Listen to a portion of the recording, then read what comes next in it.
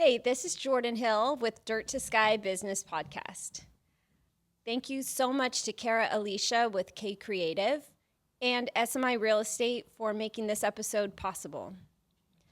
I am so lucky to be here today with my friend and local business owner, Tyler Gressley. How are you? I'm good. How you doing? I'm pretty good. Thanks for having me. Absolutely.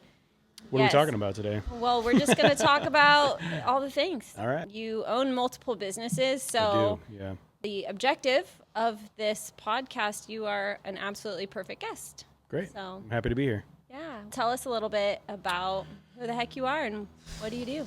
Yeah, a bit of a story. I've been doing the small business thing for pretty much my entire adult life to some capacity. I'm not my own, but I've always been connected to small businesses, so that I was on a trajectory where I was going to kind of meet my own path eventually was always kind of planned. So I always took on leadership roles, stayed closely connected to ownership so I can make mistakes on other people's dime until it was my turn. So I'd say probably about 7 years ago, I started as a landscape maintenance company, an effort to try not to get like a regular grown-up job. Jumped in, moved out of the culinary world and started kind of my own path with a friend of mine, and then he moved on and started doing his own thing. I carried on with that, and in the meantime, a lot of relationships with a lot of different trades, a lot of different people. It was kind of what that path looked like. And then a few years down the road, I up with another guy who wanted to sell his business, a business called Comprehensive Landscape Management at the time, and I merged our two businesses together after we partnered for a while. So I kind of named Comprehensive, and a few years later, I transformed it into Comprehensive Services to try to storms of peaks and valleys and implement a little bit more of the things that I was passionate about outside of it just being landscaping. So we added other layers of maintenance services while we kind of back the contracting side of the business so that I could really implement I often tell people the only real skill I have is people, relationships. The other stuff I know how to do, I learned along the way, or still not great at, or I'm working on, or YouTube University, and I have no formal education or anything. So it's just me getting out there and taking swings and figuring out what worked. So, but connecting people was what I was passionate about. Mm-hmm. So the name Comprehensive got me thinking about how I could implement a partnerships aspect of the business. So why I narrowed our focus and simultaneously grew it. We added new services, but then we took out all the contract, like general contracting and components of it, so that I could lean on those partnerships that I had built over the years with plumbers, electricians, roofers, all the stuff that didn't want to take the liability on while building support for other local businesses, people trying to grow what they were doing. Yeah. Took shape for a couple of years and then added a few other small businesses along the way that were supposed to serve as more passive. There's no such thing as passive income, by the way. Everything you want to do requires some management or oversight. Starts with something. Least, yeah. So, get easier over time, but expect that anything that you want to build of value is going to take effort. Yeah. So, and the picture started to become more clear that I was really passionate about real estate, and I wanted to interweave how Comprehensive functioned in its long-term scope. We physically do all the components that a property management company would do. Next step and goal was to get licensed, which I am now. I work for Hilltop Property Group at EXP. Awesome team, by the way. That's kind of the next layer as the bigger picture kind of starts to take shape. Everything that you just said has so many different components to it. Yeah, there's a lot of avenues. You just said, but man, like each of those things have so much we could talk about. We won't have time for everything, but your primary skill and something that you are so good at and take action on is your love of people, connection, meeting people, and how you can create those partnerships, which is so important. And I'm curious, how do you go about that? People listening to this might think that sounds great, but that it feels overwhelming. But we know that that's something that's needed to elevate our business. So what can somebody do kind of next step? I think some actionable steps that somebody can take really, one of the most important first things to think about is, am I coachable? Am I willing to learn? And I was expressing earlier off camera, I was talking about how some of the things that I end up saying about those actions start to feel cliche for me because I've surrounded myself with mentors and friends and a network of people that say it so many different ways, that action is the highest form of intelligence. Willing to step outside of your comfort zone because you'll die in your comfort zone. Being willing to get uncomfortable. And I'm fortunate in a way that talking to people is a comfortable and natural thing for me to do, but it hasn't always been that way. It's started early, so it feels easier for me now. But no matter where you're at, one of the first steps that you can take is just be willing to get outside of your comfort zone. Talking to people and connecting people important to you, and you see the value in that, which if you're trying to operate your own business, you should. People and your community are at the core of how you're going to fail or succeed every time. What you surround yourself with is how you are going to brand, really. Right. So no matter what your business is, talking to people. Yeah. Questions, the ones you look up to. Don't take advice from people that have what you don't want, and be willing to meet people where they are. Big groups, we find all these big divides, but you found in my own life that if you talk to people one-on-one, you find out you have a lot more in common than you might think. Yeah. Something at the beginning of what you said struck me as something I hadn't considered before. You mentioned coachability when you're out connecting with other people. And typically when I think of coachability, I might be thinking of somebody that I've hired or that I manage, but you're talking about self-auditing yourself. Yeah. Being coachable. Can you talk a little more about that? Yeah. I've been really fortunate to have a lot of different types of mentors in my life. And that self-audit comes in all forms. Like mentor I'm thinking of in particular took on a very significant role in my life, but a lot of what I learned was stuff about how I didn't want to live my life, like how I didn't want to lead how I developed relationships. Right. There was still a lot of value in that, but the only way I could really internalize that and use that is by doing some self-reflection and saying, what about that doesn't work for me? How would I do it different if I was in a similar situation? I think there's value in being able to do that with positive, negative, and neutral interactions with people. There's always an opportunity to self-reflect a little bit and, Right. Too much, but part of that, in my opinion, for my own experience, has been harboring a lot of regret. Yeah. We do things, good, bad, or otherwise, and all the decisions that we make take us to where we are, shape us into who we have become. Right. Yeah. I like who I've become. It took a lot of things to get to that point. And if I knew what I know now, sure, I would have done some things differently for sure, or with more compassion. But you can't wind back the clock. So learn what you can as you go. Coachable in your own experience, or if you're in a spot where you know our coaches, don't be afraid to tap into those tools. It takes a level of humility to be coachable. Yeah. So something else you talked about was making the determination of the fact that your business was having peaks and valleys, and it was up and down. So you implemented other aspects of your business to be able to help you through those valleys. Can you talk more about that and how someone can recognize that it's time to do that? Yeah, that'd be a tricky one, because if you're building something that's yours and you're passionate about it, it's really easy to get dogmatic and want to dig your heels in and just say, this is how I envision this thing working. I think there's a lot of value in staying fluid to enough of a degree to be analytical and understand that maybe how I thought it was going to work isn't the way it's going to work. And that's okay. I just have to be flexible enough to recognize where change is required and then not be afraid to step into what that looks like.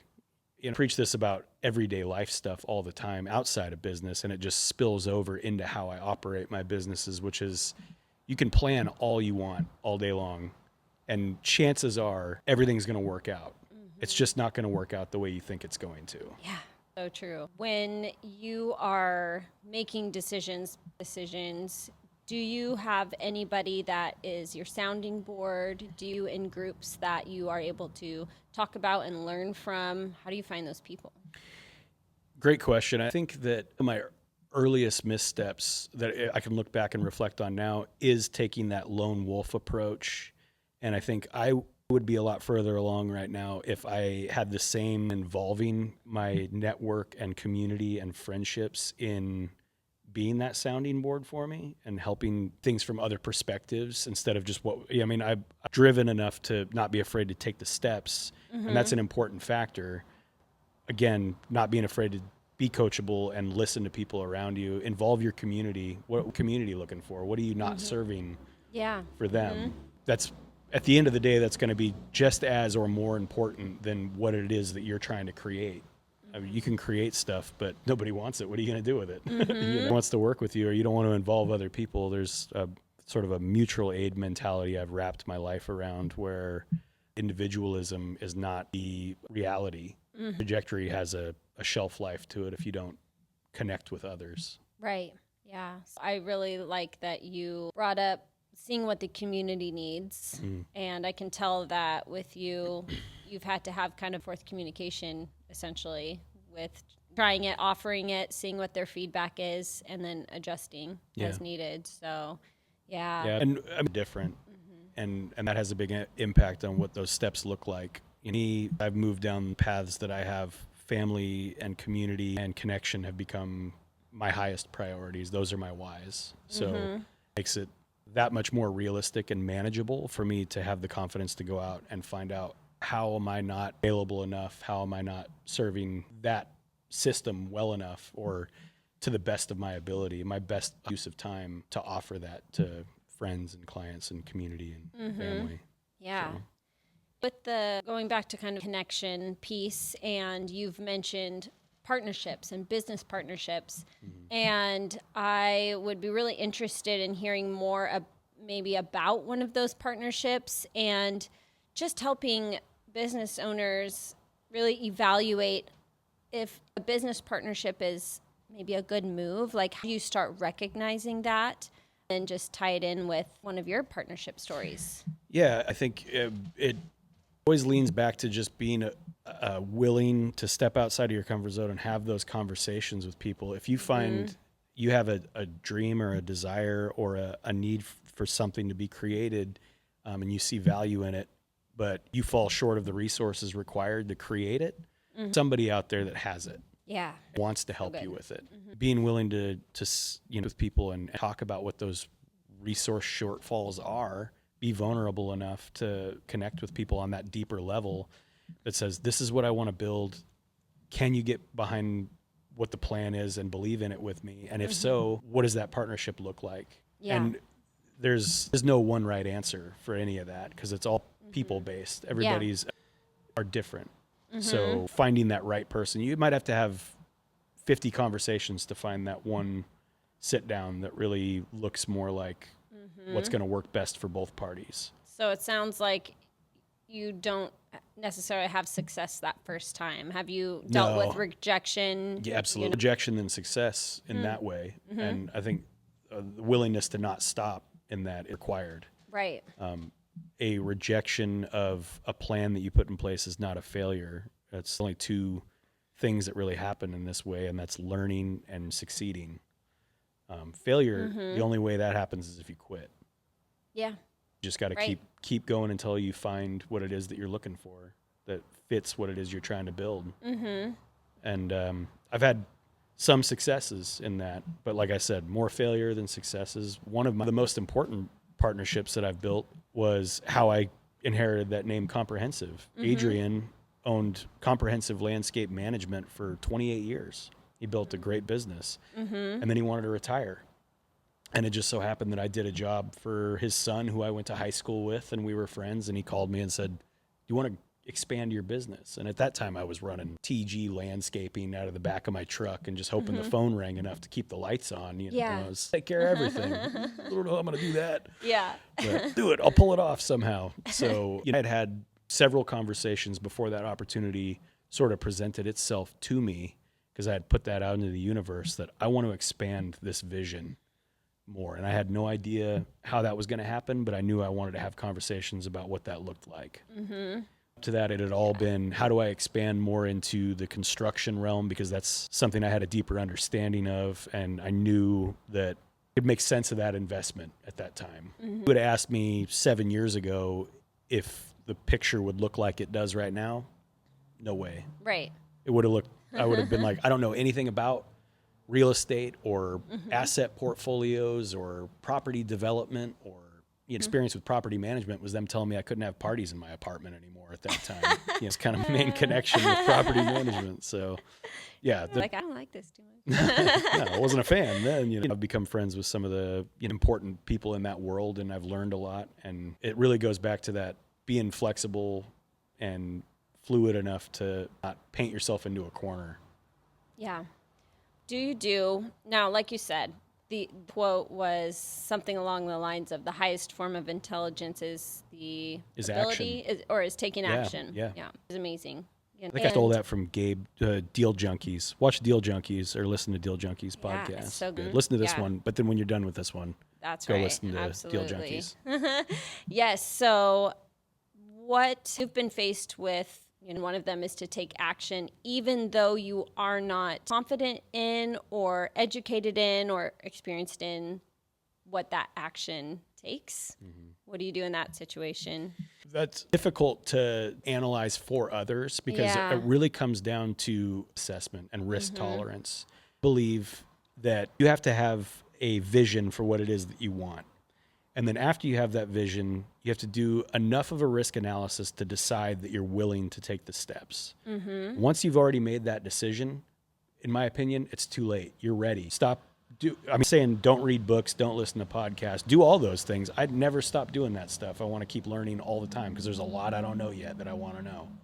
But none of that's going to matter until you start taking the steps forward. You don't have to know everything about what you're trying to do before you start doing it, because guaranteed, no matter what you think you don't know until you're doing it, you are in those moments and you're facing the real challenges of action. That's where you learn. That's the school that you're going to.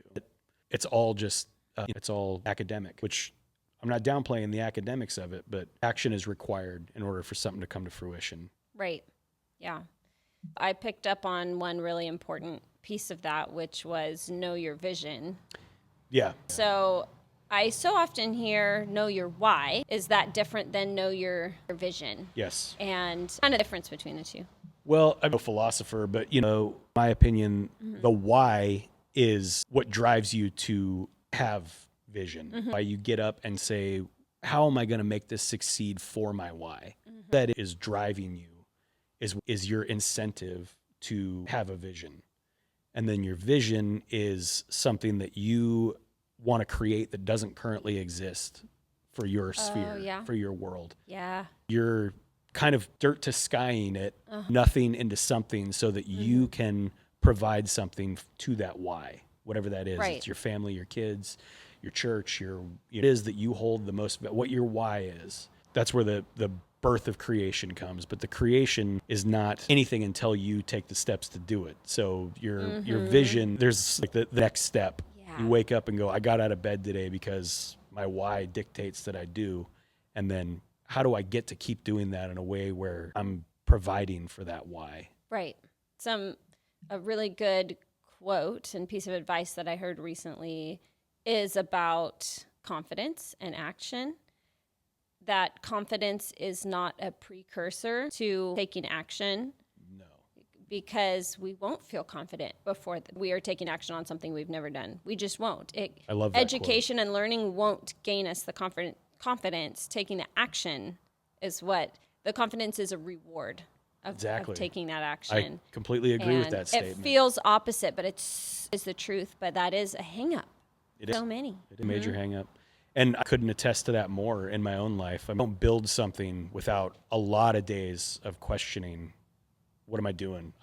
Why am I doing this? I'm too insecure for this. I'm not confident that this is going to work out. Right. There's more days of that than got this. This is going to be fine. Scary thing to take action on something that you have a vision for that you don't see yet. There's not a lot of inherent confidence in that. Yeah. You just have to be bold enough to take the steps, put one foot right in front of the other, and just keep moving forward until it starts to take shape.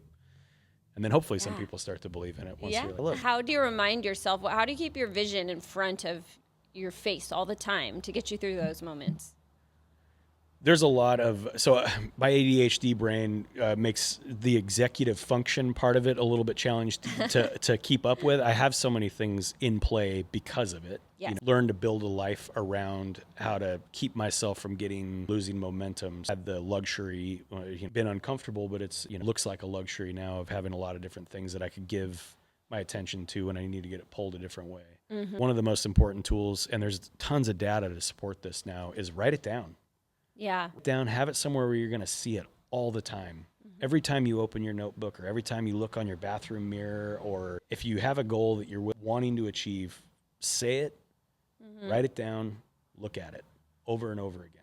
Uh-huh. Those are the data proven process in order to have that become a reality. Mm-hmm. It's going to work out the way you think it's going to, but you have a vision, you have a goal, out loud, write it down, look at it, and then look at it again. Mm-hmm. And then break that thing down into more actionable, smaller steps to where any given point, whether it's a tiny little step or a big giant leap, you're making progress towards that thing that you're looking at all the time. Such good advice. It feels so basic. It doesn't feel fancy, or, you know what I mean? It's basic, but it's simple, proven. But it's not easy. Yeah. Those steps sound very easy, but to go from that sounds really nice in concept to getting what it is that you're trying to create, it's not easy. It's a simple process, but it's not an easy process. Mm-hmm. Yeah. Habit. You've made it a habit. Yep. Sounds like. Mm-hmm. Yeah. We wrap up because this has all been so good, and I could listen all day about the mess that I've created. That you've learned. Yeah. You're welcome, Salem. I'd love to. Tell us about one of the partnerships in comprehensive solutions. Yeah. I just had a really great the other day with a new referral partner. So I used to have a roofing company that was my regular partnership, and moved away and new life in a different part of the world with his family, and beautiful change for them. But I lost my referral partner, but made friends with over at Empire Roofing. Yes. And what that looks like for me is basically like an exchange of services without it being like the barter system. Basically, his business, and in return, he's going to refer people to Comprehensive. So a lot of times what that looks like is we hire a contractor, or we introduce a contractor to a client that has a job that wants to get done. And I give my clients an opportunity to either have that be something that I help them coordinate because they are scared or want to, as hands off as they can. That's a communication between me and the partner. Yeah. They just get that business, and in exchange, we help maintain whatever that job is once it's done. Like if there's an installation of something that goes in, the person gets the business, they do what they're skilled and create, and they build upon their business. So everybody kind of stay in their lane, and we benefit each other as a community. Right. That's an amazing thing. I got several crews of people I got to keep busy all the time, so partnerships are... That's right. What is just a piece of advice you'd give a business owner or someone that's starting their own business who doesn't feel confident in connecting with others, or especially asking for a partnership? What's just a good starting point that you recommend? Yours comes so naturally into you. I'm trying to take myself backwards a little bit. Right. Here. Yeah. I think a good first step, think about that for a second. I've seen you. I see you everywhere. Yeah. No award you got was local legend. Everybody knows you. You're out in the world. You're not hiding away. So I think part of what convolutes that question for me is that I have been in this community for so long, and I've always had a pretty I can only really answer it from that perspective, but I think that is the right answer, is just be out in the world, talk to people, asking people what it is that they're not being served by right now, and figuring out how to apply your vision to those answers. Be solution oriented and be out in the world. Go to events. Yeah. Involved in the community from a spectator standpoint first, if that's what feels most comfortable. If you're not in a position where you're like, I'm ready to go out and ask for a partnership, the best way to change from that to being comfortable is show up and start talking to people. That's right. Be part of events. Go talk to Jacob Espinosa at What's Happening in Salem and find out. It's on the show if you want. Find out what's happening. He'll tell you all about it. He's got a whole thing for it. All kinds of events and things to do. So getting involved and where people are, that's a good first step. That's so good. Take action, know your vision, and be out in the world creating those connections. Yeah. You never know where they'll lead. Exactly. Love it. Well, thank you so much for sharing your wisdom and, inspiring. Thanks for having me. It's been a blast. Yeah. Thank you. And thank you for joining Dirt to Sky Business Podcast. Thank you again to K Creative and SMI Real Estate for making this episode possible. Yeah. Tyler's tips. Thank you.